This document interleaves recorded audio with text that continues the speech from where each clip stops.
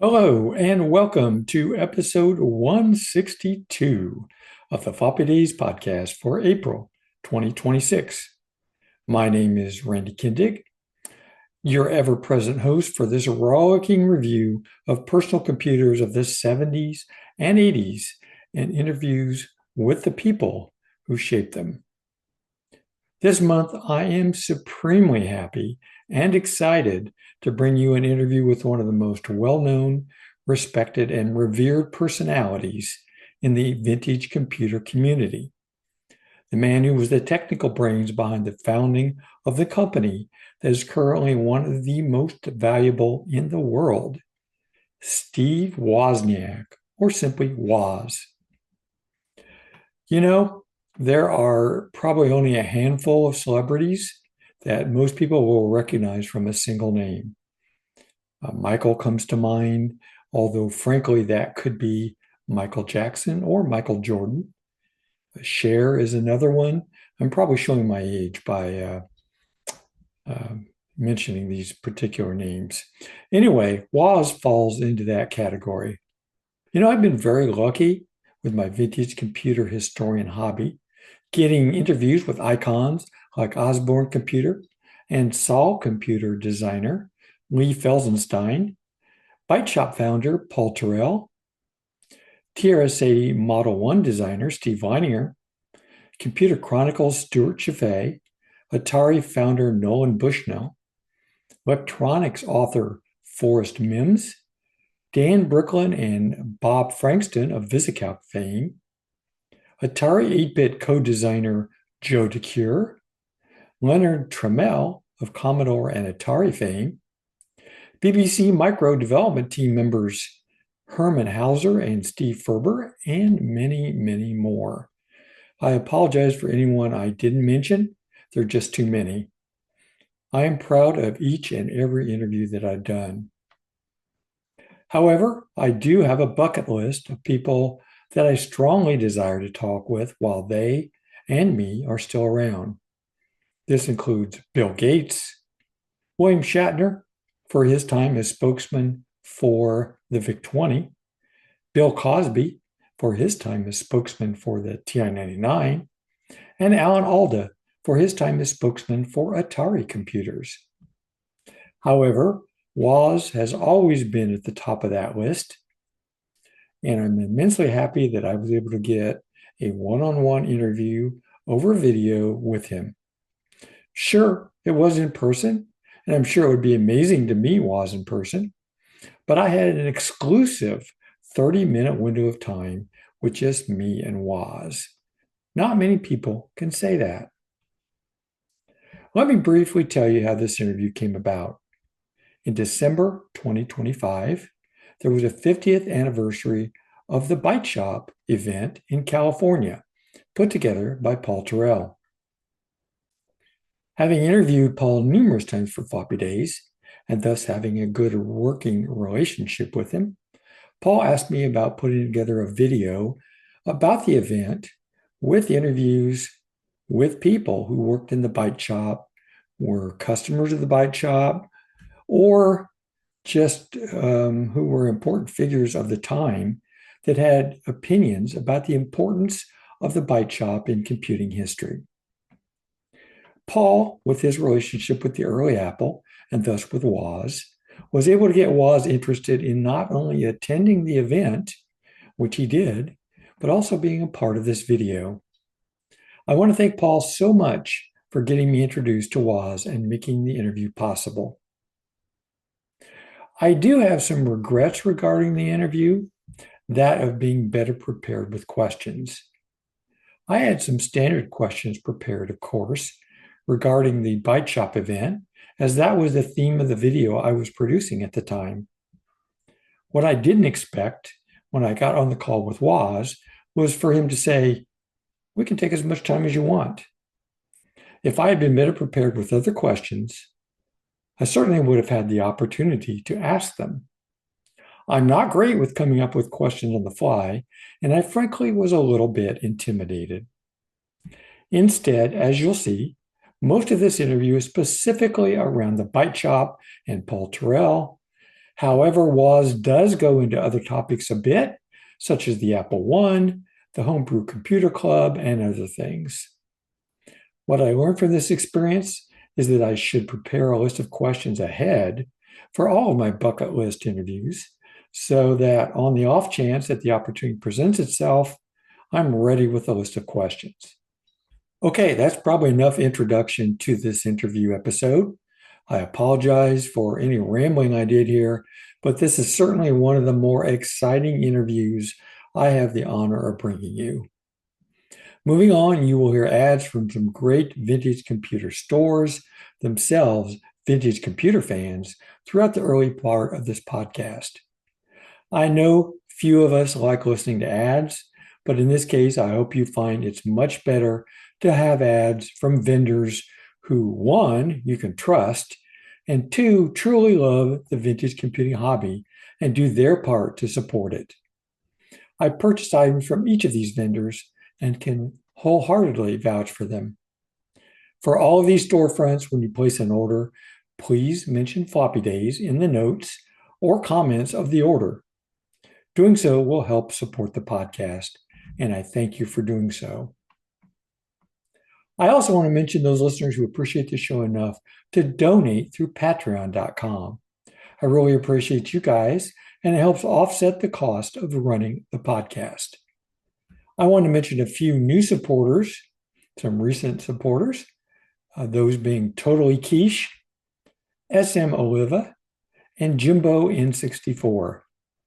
Thank you very much to you guys, and thanks to everyone who supports the podcast in this way. Regarding that, I do have some tiers created for paid members and have come up with some ways to reward those generous enough to monetarily support Floppy Days on Patreon, which is at patreon.com/floppydays, such as early access to videos of interviews like the one being brought to you in audio form in this episode. Visit Patreon to see more details concerning the rewards for supporters. I just want to say it is my intention to always make all content available to everyone at no cost, while at the same time providing some benefits for those generous enough to support the podcast. I hope you agree with the compromise I've come up with. But as always, let me know your thoughts and enjoy listening to the Woz interview. Well, then it was around this time Steve Jobs came into town, and he'd never been to the club. And there's a movie that shows him hauling me down to the club. That's so phony. I'd been to every club meeting since the day it started, the most important day of my life, every other Wednesday. And I took him down with my TV set and my board and my keyboard and demonstrated it. And he saw the interest in it. And that's when he said we should start a company. Okay, now for new acquisitions. As this is an Apple themed podcast with the interview with Wozniak, I thought I'd talk about my recent Apple II additions to my collection. First of all, I did manage, and again, I keep saying, I think every episode, that I'm not really planning to expand my hardware collection, but I had the opportunity to get an Apple IIc Plus, which I have an Apple IIc. I've had one for quite a while, but I always wanted a IIc Plus. I really always liked the improvements that they made with the IIc Plus, particularly the fact that it has an internal power supply and thus has a standard power plug on it. So you don't have to have the external power supply, which is a big brick that you've got to make sure you take everywhere with you when you take your Apple IIc. I also like the fact, I know it wasn't popular at the time, but they did switch from a 5.25 to a 3.5-inch disk drive, which is faster than the 5.25 that was on the Apple IIc. The only downside is there's less software. There's much less software available in 3.5-inch format. So you have to kind of create your own disks, If you want to use the disk drive on the 2C plus, copy them from a 5 1/4 to a 3 1/2. But nevertheless, it's nice to have that more modern, at least 3 1/2 inch drive and a faster drive to boot. And then it also has the 2C Plus has a 65 CO2 processor running at, you can run it either at the old standard 1 MHz for software that won't run faster, or you can run it at 4 MHz. So it is user selectable. So I always liked that as well. So I'm really happy now to have an Apple IIc Plus in my collection. This one works. I did test it. I haven't yet been able to really test the disk drive because, again, I don't have any software in 3 1/2 inch format. So I'm going to have to create some and give it a shot. Okay, next up are some Apple books. I've actually also got 3 Apple books that I'm going to talk about into my collection. These are really wonderful books and ones that I've always wanted. So I was really happy to be able to acquire these. One is the WOZPAK Special Edition, Steve Wozniak's Apple I and Apple II computers.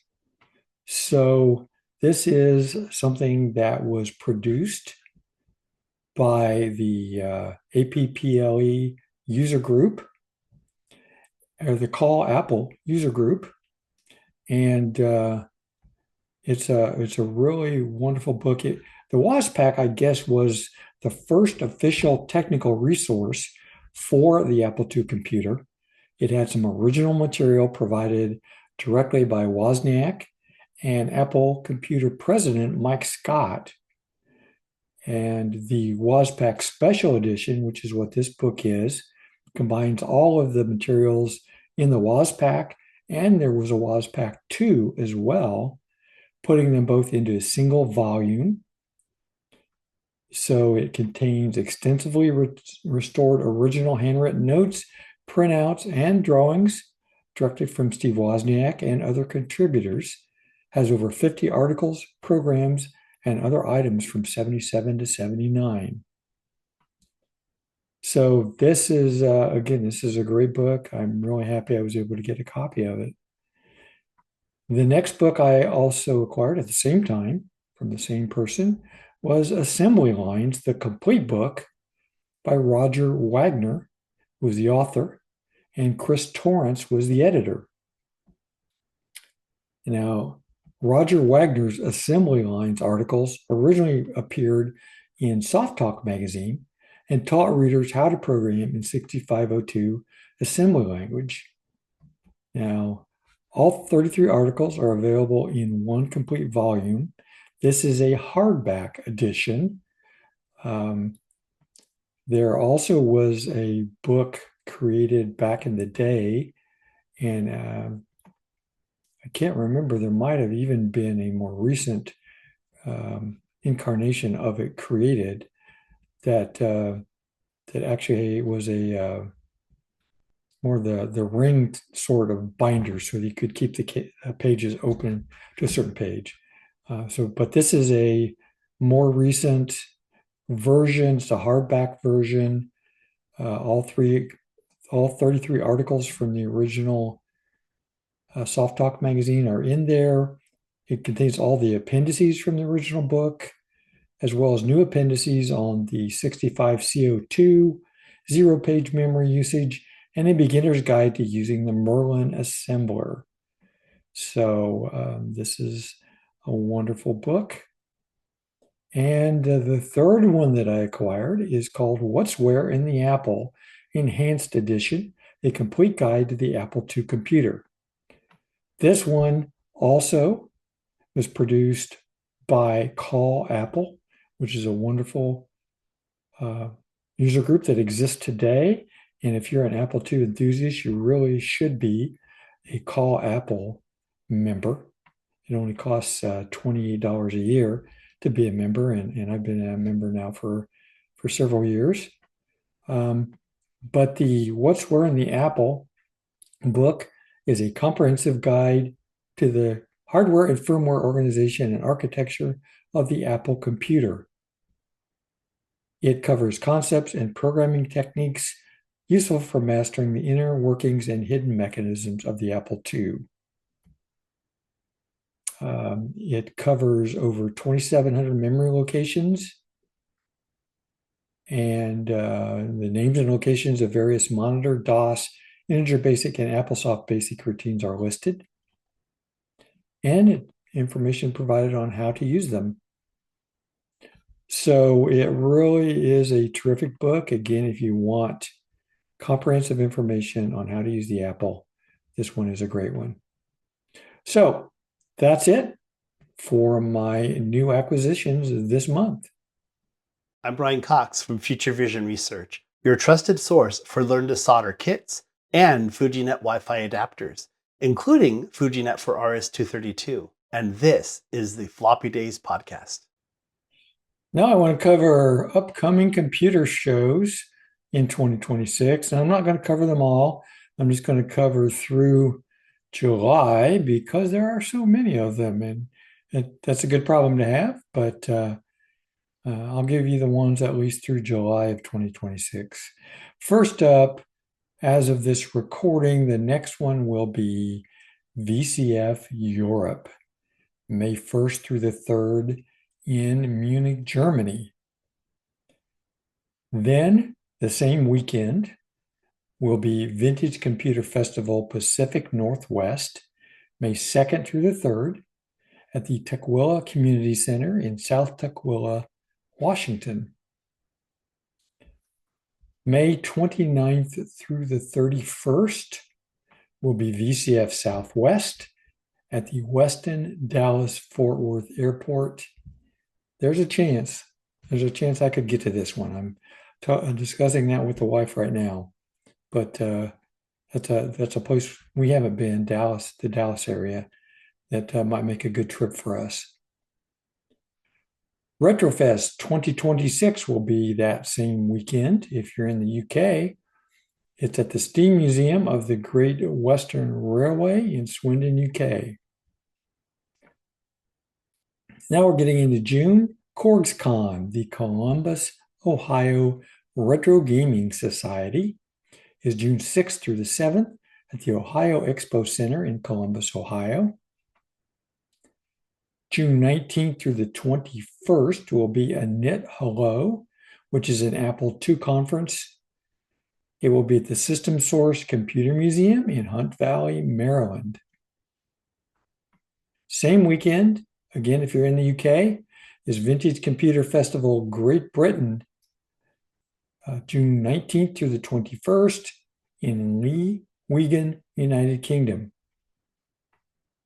Same weekend, if you're in Canada or want to drive to Canada, is the Chilliwack and Vancouver Retro Gaming Expo, June 20th at New Westminster, British Columbia, Canada.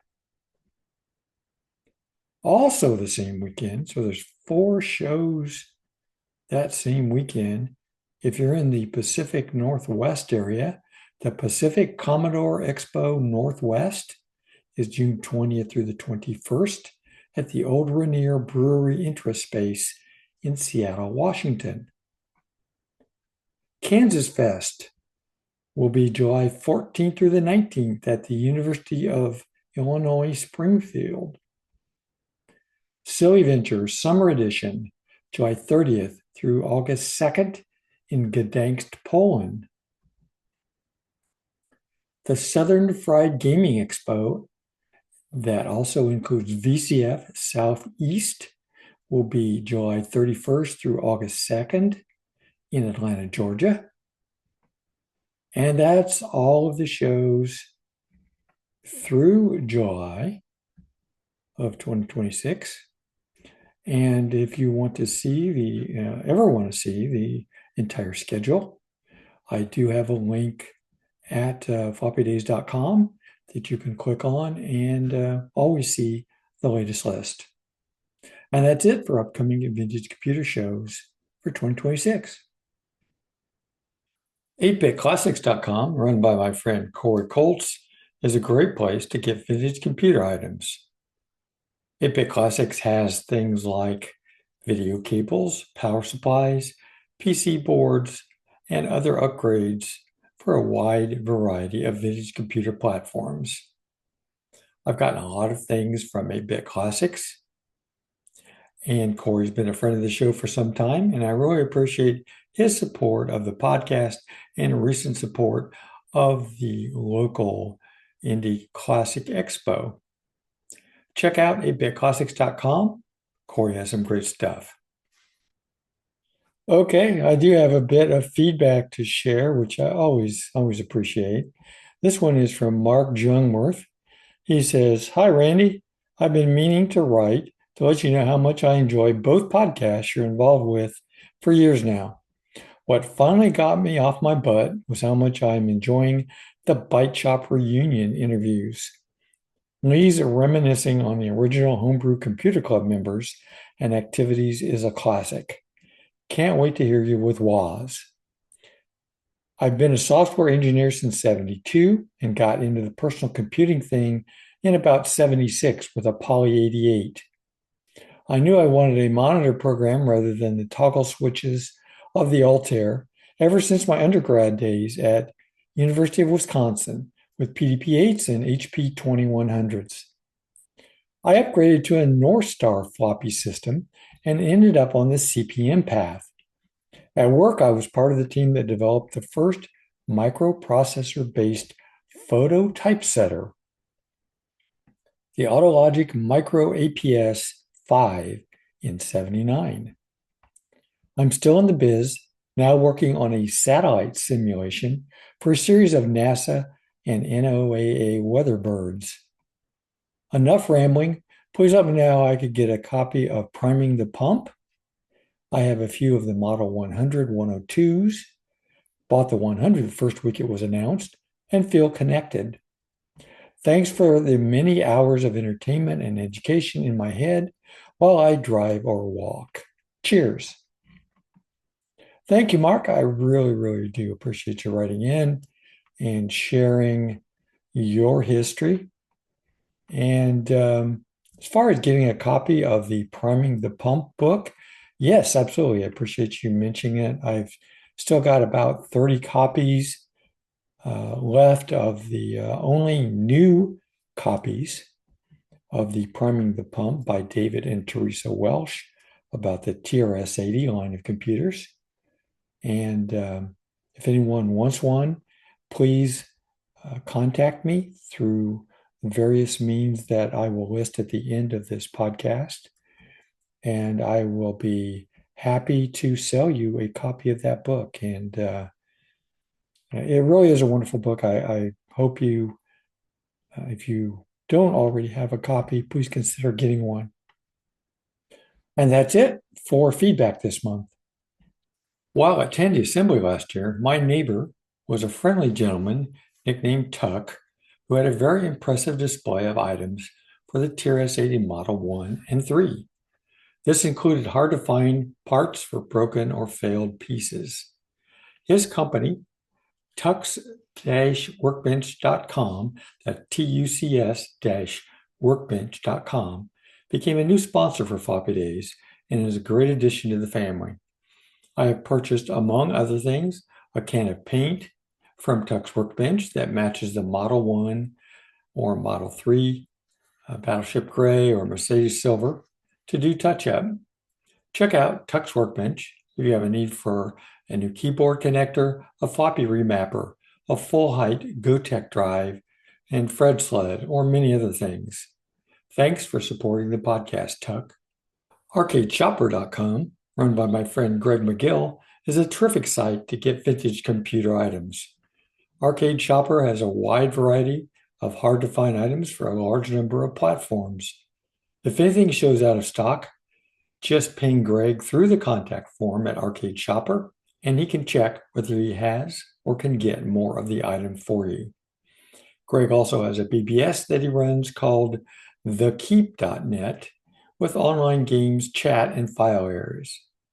If you have a TI, he even has set up the TI 99.4a BBS software after hours on a real TI 99.4a with a TIPI for internet telnet capability.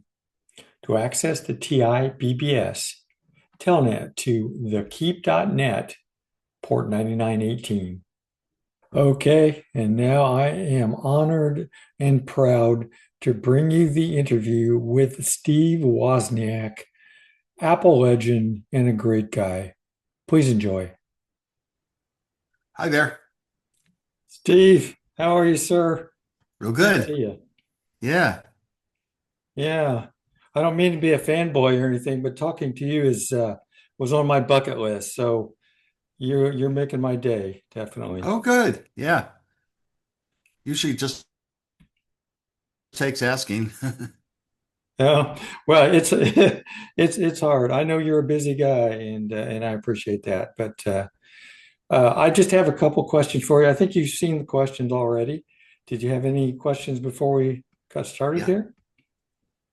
I didn't really look deeply about them or think about them, but I'll just go Okay. with whatever gets asked. Okay. Sounds good. I appreciate that. Yeah. We can go as long So, as you wish to. oh, nice. Okay.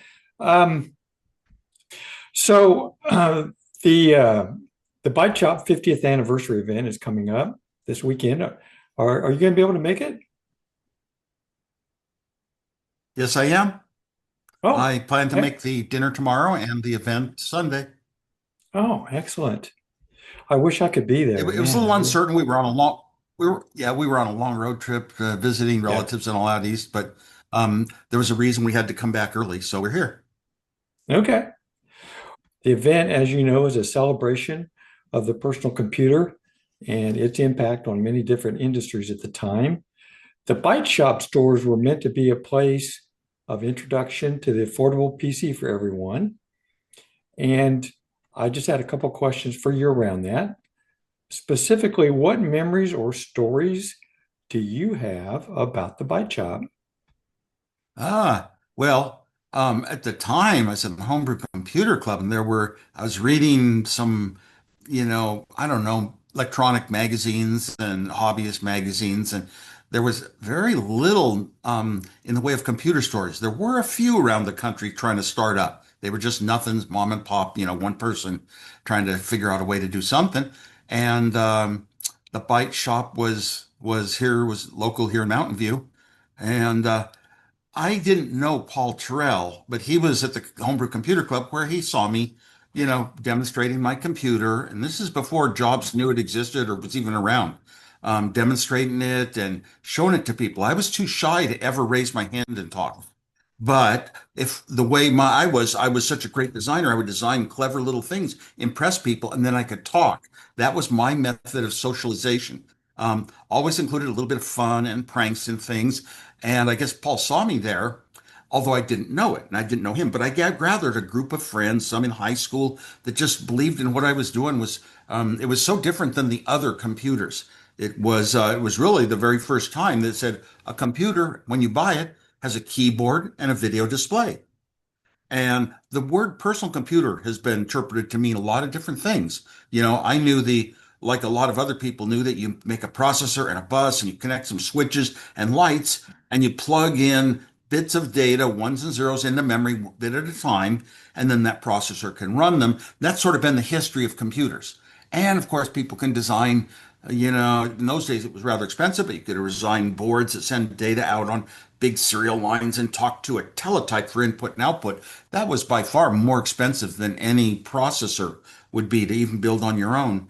And the product that people were trying to build had a pre-built processor called a microprocessor. And it ran out on a standard, what's called a bus, the address and data pins, and you could plug in boards and somehow adjust those boards to look to certain addresses and do things.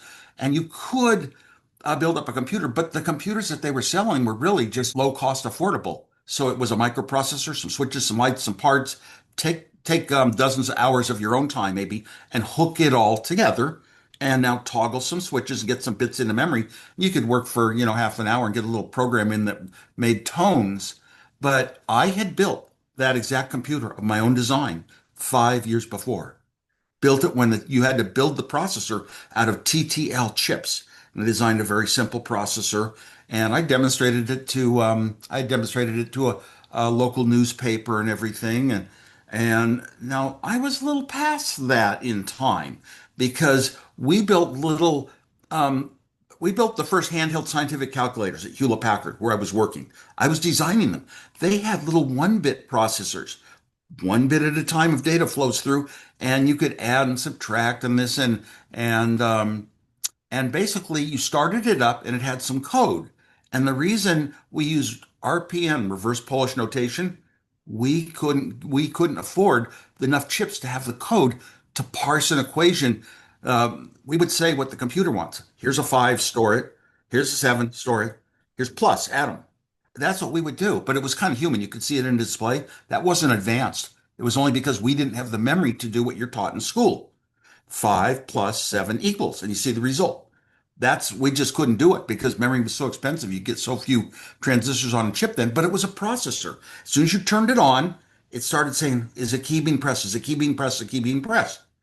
And if you pressed a 5, it said, 5 got pressed. I'll put a 5 in the display. It was that sort of thing. So I thought, oh my gosh, first of all, I had solved the output problem when Pong came out a couple of years before. A television can be a Pong game. I was a television engineer if I wanted to, so it was easy to build the digital circuits that scanned the horizontal lines and the vertical frames of television data. And so that was easy for me to just build out of digital chips. I used very few chips for everything I did, and that was the output. How do you do the input? The most expensive step on the way to the personal computer. It cost $60 then. It's probably $600 now for a keyboard that didn't even have lowercase. It was called the ASR 33. That's a teletype model that has no lowercase. Oh my gosh, that $60 was so hard to come up with. Of all the money I had to put out on the way to the personal computers, that was it. But now I had built a device. The reason I got that keyboard was I saw a friend from the Homebrew Computer Club, John Draper. Steve Jobs and I went over to his house. He was in a basement of a Cupertino house designing the engineer that lived in that house was designing a telephone you could carry around your home, kind of the first portable phone that you could carry around your phone. It would talk with the little base station. This is long before cellular, or well before cellular. And went over, and John Draper was typing on a teletype, playing a game of chess with a computer in Boston. What? And there's no computer account. He just phoned a number in Palo Alto that got on the start of the internet. That was the ARPANET. The first playing around with U.S. government trying to switch packets between faraway computers. There were only 6 computers on the ARPANET. MIT, Stanford Research Institute, UCLA, UC Santa Barbara, University of Utah, and one other one. And I wanted this. I want to be involved in everything. I'm excited by this stuff, and I can design anything. So I designed a little device that put letters of the alphabet on my TV. And now I could call a number that was actually, I had to pay money to call from Sunnyvale to Palo Alto. It was a pay call back then. Long distance calls cost money. And I would call and get on the ARPANET. And then I could type data to a faraway computer. I could choose which computer, log in as a guest, see some files and run some programs. And I could go to one computer and then to another and to another. And it was just so fantastic. But I had this keyboard that worked with your TV. I did not know that a guy named Don Lancaster had a Popular Electronics article about a TV typewriter. Later looked at his circuit. It was more analog, but he did some clever designing in his too. Mine was pure digital, so it can never be operate differently. And I said the first night of the Homebrew Computer Club, I was told by a friend, oh, you might want to go to this club. It's for people that have TV terminals and things or that invent them. Nobody had one, so I wanted to go. I'll be a hero. And I took my design to pass out, and I got there, and everybody was talking about this Altair computer. Okay, and the Altair was sort of often gets credited as the start of personal computers, but what do you mean by personal? I'll tell you what I mean. I mean a low-cost, useful computer. Some of these computers coming out were low cost, and they were totally useless until you put a huge amount of money into them, including all the money for a teletype that costs as much as a couple of cars. But I wanted the whole solution. I already had a terminal that talked to faraway computers. And I said, oh my gosh, why don't I put my computer right here? The microprocessor is the brain. And I went for dynamic memory, which was 1/4 the cost of static memory. Everybody else was coming out with these little kits. They only had static memory because they weren't real engineers. They were just copying Intel's data sheet. They knew how to copy the data sheet, but on the data sheet, there's no way you can show dynamic memory. because it has complicated refreshing of every bit inside every 2,000th of a second. So I went down, I just said, I'll put on my microprocessor, dynamic memory, and a little program like we had in our Hewlett-Packard calculators. I called it a monitor program. And what you did with switches and lights, you toggle in a number and you push a button and it goes into an address register. Then you toggle another number and push a button and it goes into that place in memory. And you do that over and over and over and over. And I said, no, no, no. Why don't I just write a short little program that I can type data in binary, the language of computers, hexadecimal actually, type it in and we'll tell it to store it at a certain location. I'd say at a certain location, or you could say certain location, show me what's there, and it would show you all the bytes that started at that location. You could just scroll it on the screen. Or the third thing you had to do with when you had switches and light main front plate on a computer, the way they were done back then, you could say, here's an address, ones and zeros on switches, push a button, it would run it, the run button. So I also said you could type in an address and say run. And oh my gosh, it was just the whole thing with absolutely no front panel. Every computer before it ever had a front panel. And people started looking at it at the computer club. They would look over my shoulder. They'd see that I didn't have very many chips and they weren't that expensive. And it did the whole job. I could type on a keyboard and have things show up on a display. And I started writing a basic program. Bill Gates had written a basic program for the Intel microprocessor. I couldn't afford an Intel microprocessor, $400 back then. And I could get a $40 processor, Motorola processor, because I was an HP employee. I designed it around that. But then another one came out, which was pin for pin compatible with the Motorola. So it matched all my designs on my, that I did on my drafting table. And I bought it for $20 cash at a show in San Francisco, 6502 microprocessor. And I sniffed the wind and I said, if people are ever going to have computers in their home, they're going to want to play games. And you need BASIC. I had never programmed in BASIC. I was a scientist. I programmed in the scientific languages, Fortran, Algol, PL1. And, but I said, you got to have games. So I started writing my own BASIC. I went to Hewlett Packard one night and opened up the BASIC manual, started making notes on the syntax and making all my diagrams. And I managed to actually, I'd never taken a class in it, but I could figure out how to do things. And it would actually, you could type in programs and store them and run them and all that. And it was based on Hewlett Packard BASIC. I thought BASIC was BASIC.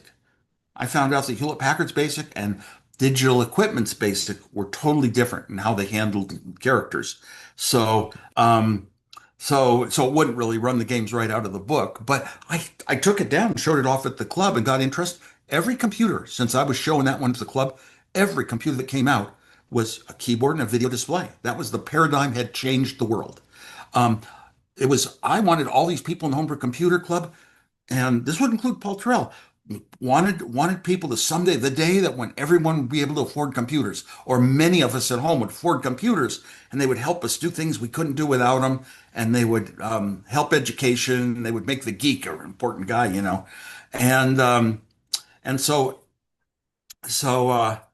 I had a very useful format, but I wanted these other people in the club to help start a revolution. We sometimes spoke of a revolution. We had Stanford professors and people from Berkeley, you know, telling our club how society was going to change. And I wanted all these people, maybe there were 250 of us, whatever could fit in that Stanford Linear Accelerator Center SLAC auditorium. And I just wanted to help them. So I gave away my designs, no copyright notices, public domain, open source, everything. Let's do it. You can get these parts and build a working, useful computer for $300 in parts. You just had to wire it yourself. Most of the club people in the club were not like myself. They were not builders and wirers who would solder wires.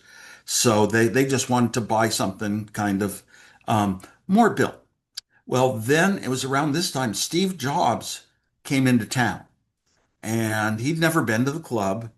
And there's a movie that shows him hauling me down to the club. That's so phony. I'd been to every club meeting since the day it started, the most important day of my life, every other Wednesday. And I took him down with my TV set and my board and my keyboard, and demonstrate it. And he saw the interest in it. And that's when he said we should start a company. But he'd been coming in selling my stuff for five years. Every once a year he'd come into town. What is my latest invention? A Pong game, whatever, and do that. I even wound up designing Breakout with him for Atari. Not he didn't design it, but he helped be part of it.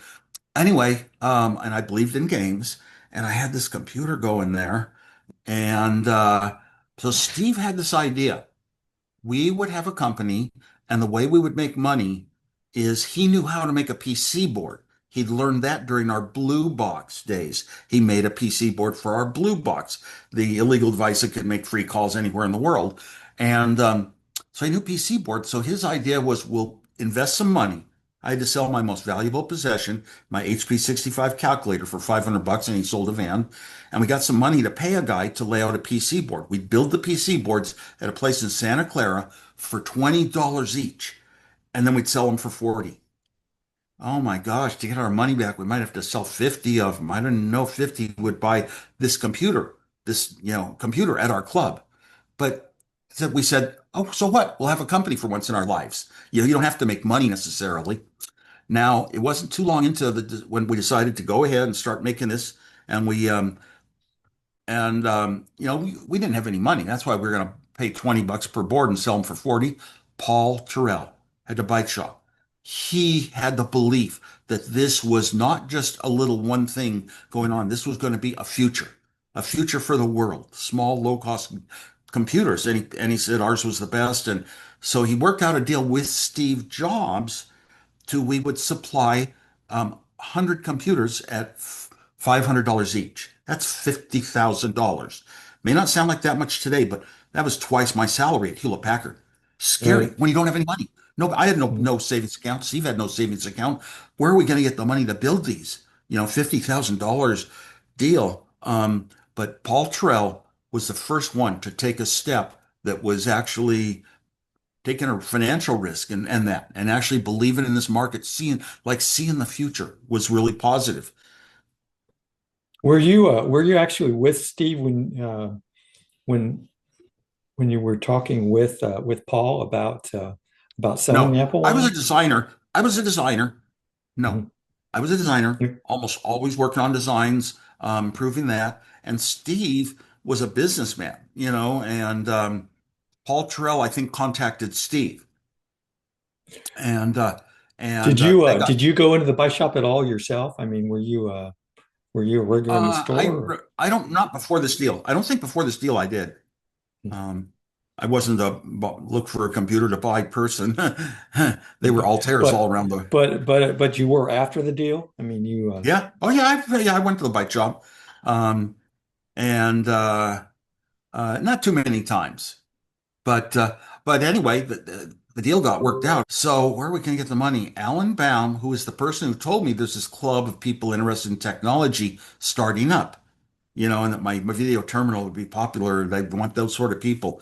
He was the one, he and his father loaned us $5,000.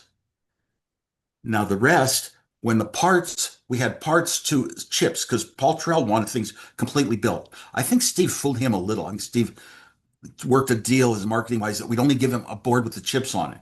And he still had to, like IKEA, plug a keyboard in, plug some transformers for power, plug in a video display. He had to, it was a build it yourself. It wasn't really that complete, but a store could make it kind of complete, wooden case, whatever. And, so the chips cost the large amount of the money. I mean, where are we going to get ever $50,000?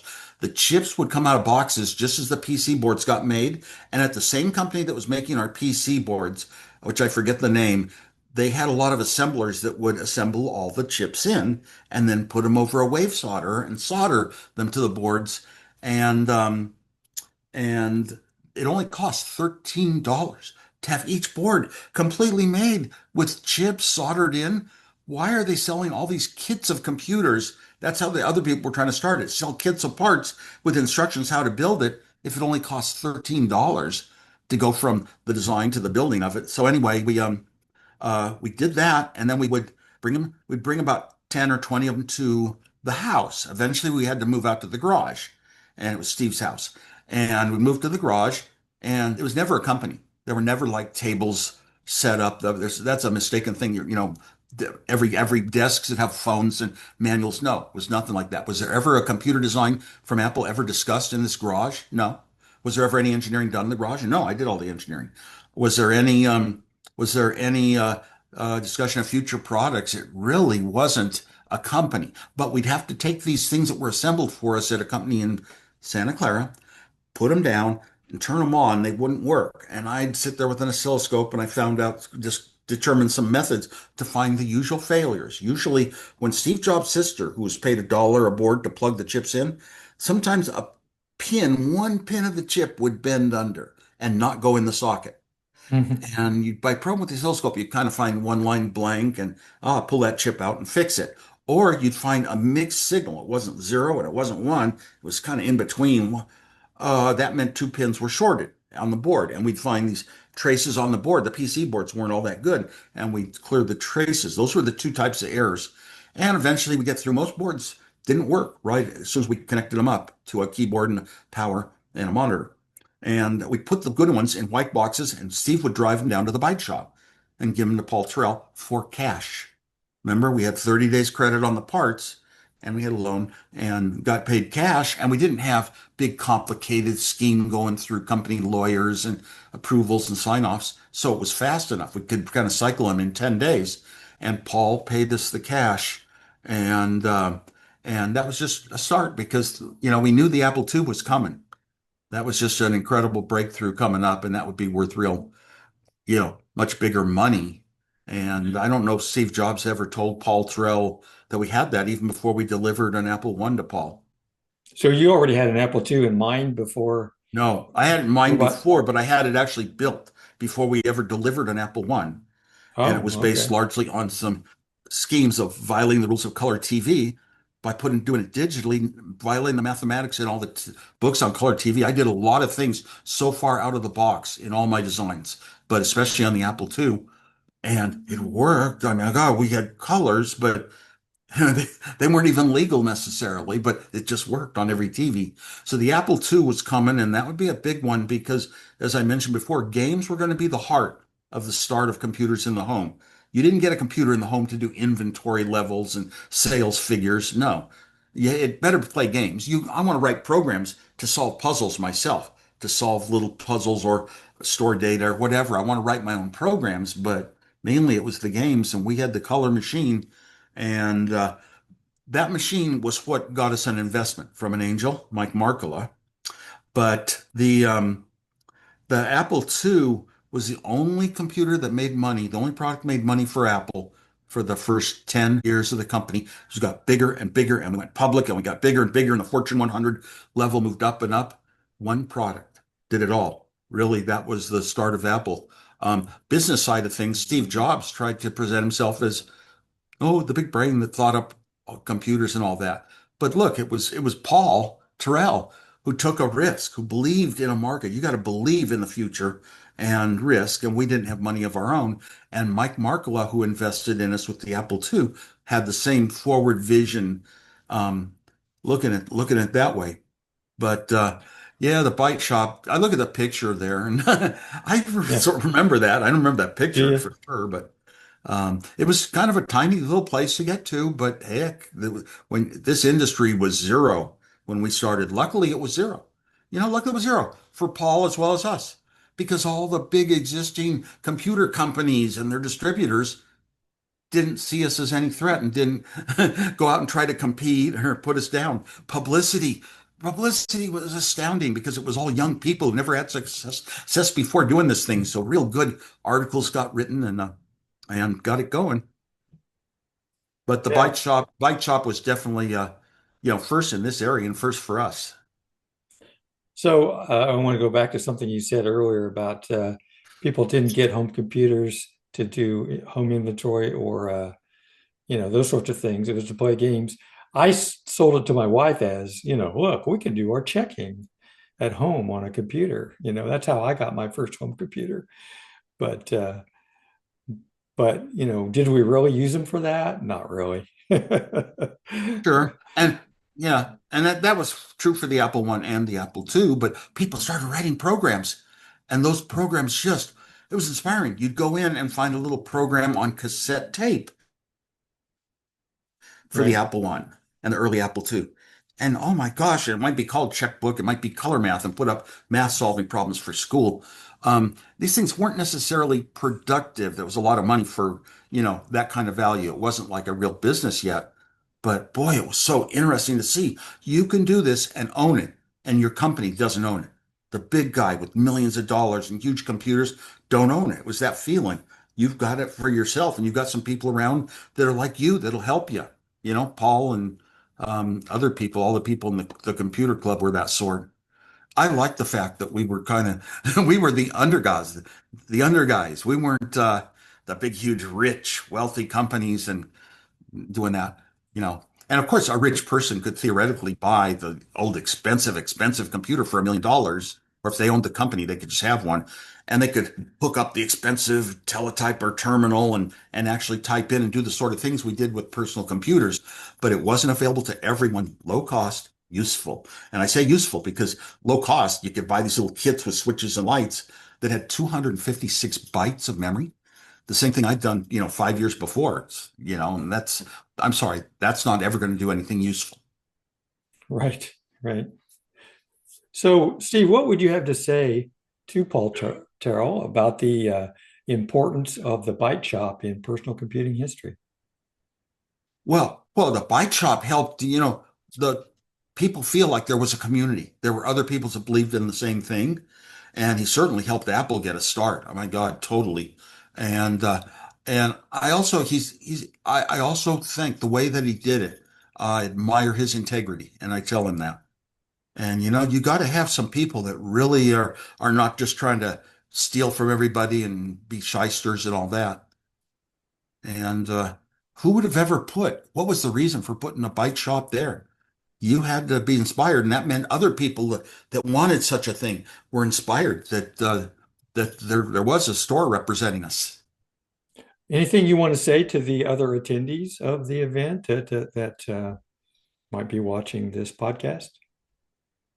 Oh, there might come a time where you can be helpful and you can afford to help other startups that nobody necessarily believes are going to go anywhere, and maybe they won't.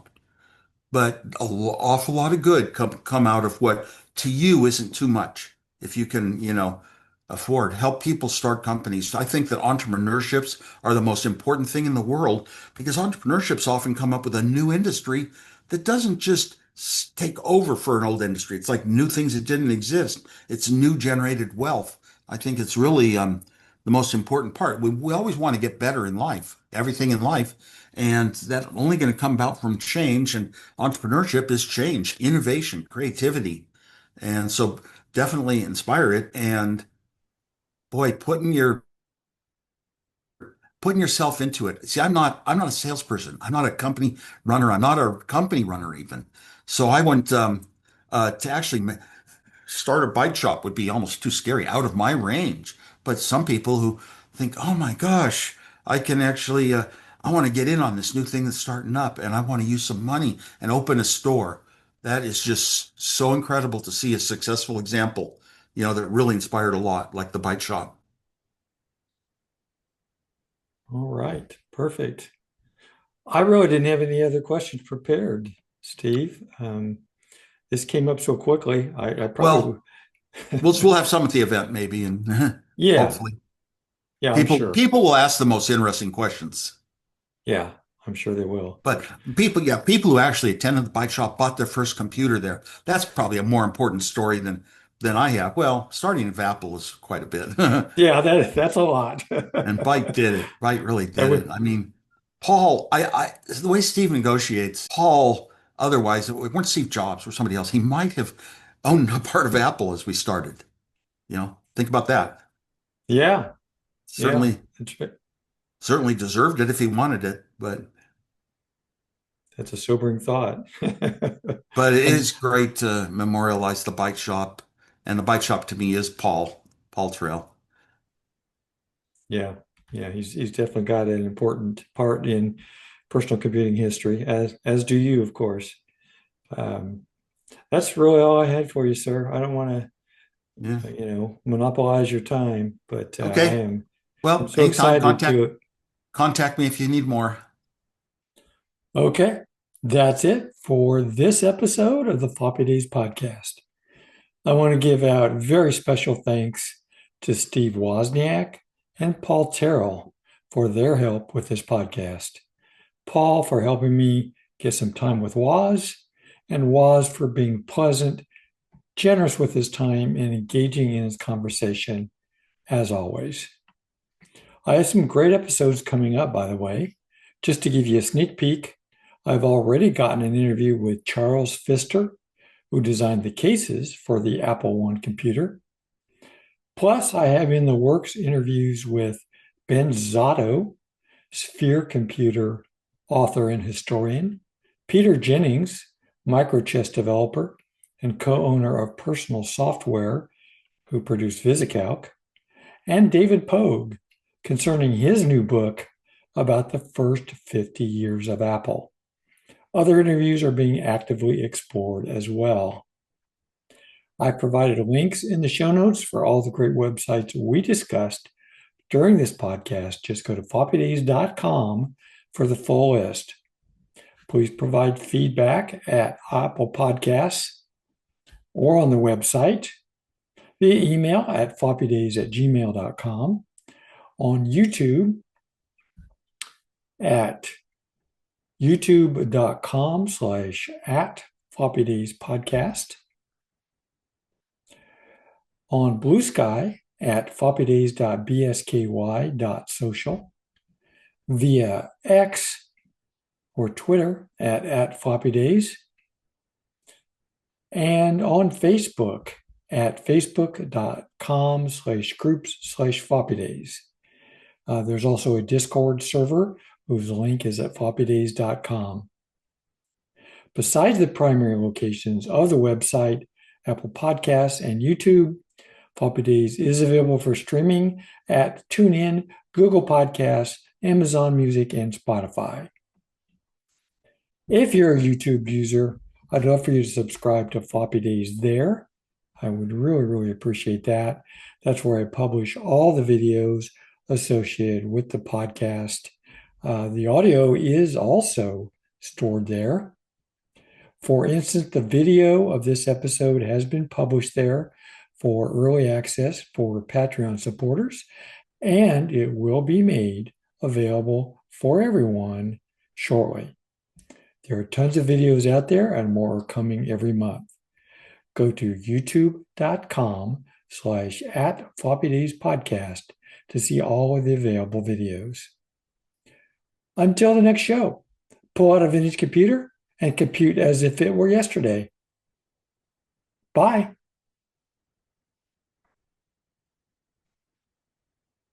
Oh my God. From your calendar, How do we get the money to Byte Shop build them? 50th Anniversary Mini Podcast, recording with Terrell and Gloria Burt, starts in 30 minutes. We can keep going. I apologize. That was From shut your up. calendar, Byte Shop 50th Anniversary Mini Alexa, Podcast, stop. record. I'm sorry. You got my Alexa going now. Yeah, because I said Alexa. Yeah. Yes. What you do is you do a name like Alexa or Siri, and then you follow it by call 911.